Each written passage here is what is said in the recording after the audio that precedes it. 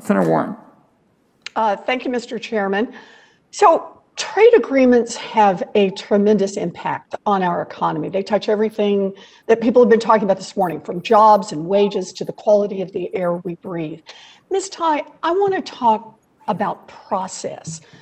Rigged processes produce rigged outcomes. And I worry that the processes that structure our trade policy are stacking the deck against American families.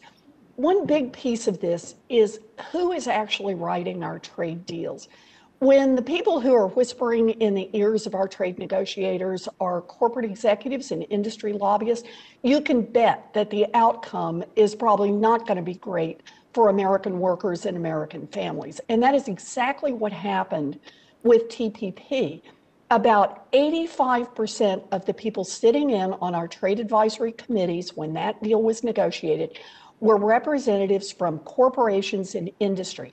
And by the way, it took months to even uncover this information. It wasn't even publicly listed.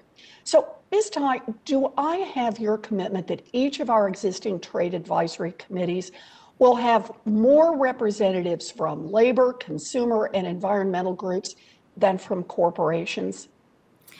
Senator Warren, thank you for your question. I know how important this is to you, and I wanted to share with you as well that I am a firm believer that good process drives good substance. In terms of the composition of the advisory committees, I commit to you to reviewing how those advisory committees are composed.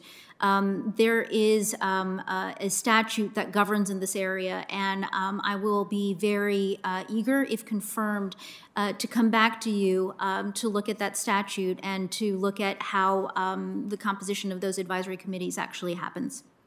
Well, I appreciate that, and I appreciate that you're going to come back to me on this, but I have to say that if the administration won't ensure that the interests of American workers and American families are prioritized over corporations when we're writing trade deals, then we're never going to get beyond a trade policy that leaves American families on the losing side. This needs to happen. So I'm looking forward to following up on this. I want to ask you about another important piece of process, and that's about what the public is allowed to see before trade deals are enacted. After corporate executives and lobbyists are done shaping the terms of an agreement, Congress is usually asked to fast track it, greasing the skids so that that agreement can pass with a simple up or down vote, no ability to make changes on it.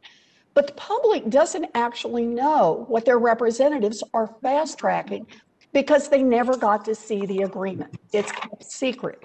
So workers and families have no idea how corporations may have thrown them under the bus until after Congress has already tied its hands and given up some of its ability to fix the agreement. So, Ms. Tai, I believe that Americans should be able to see for themselves whether or not trade deals that are being negotiated are actually good deals for them and for their families. Can you commit to releasing the draft bracketed text of any trade agreement under negotiation at least 2 months before Congress is asked to fast track it? Give us a chance to read it. Senator Warren, I want to make clear to you how important the principles that you are articulating here with respect to those that advise our trade negotiators and with respect to making the results of trade negotiations available to the public. So I want to start from there. I maybe want to go a step further and to let you know that this interest in transparency and connecting with the American people directly on our trade policies, in my mind, goes beyond what we do in the context of negotiating large trade agreements, that I very much hope, if confirmed, to bring these principles to the conduct of U.S. trade policy on a day-to-day basis. Well, I very much appreciate that you want to engage with the American people on this, but what I'm really looking for here is a hard commitment.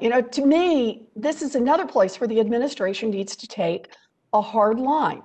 Trade negotiations must be open and transparent to the public. And without that commitment, you're denying Americans the ability to know if what is being negotiated on their behalf actually benefits them, because they don't get any real input into the process. Look, trade agreements need to happen on terms that strengthen American workers and the American economy. And if we want American families to come out ahead on trade deals, we need to start by fixing the processes that have produced these rigged outcomes. We need to make sure that representatives from labor and consumer and environmental groups, not just from corporations, are the ones who are filling the seats at the table. And we need to give the public an opportunity to actually see and evaluate the trade agreements that will have such a huge impact on their lives and on their communities. This would be a really big step toward making our trade policy work better for America. Thank you, Mr. Chairman.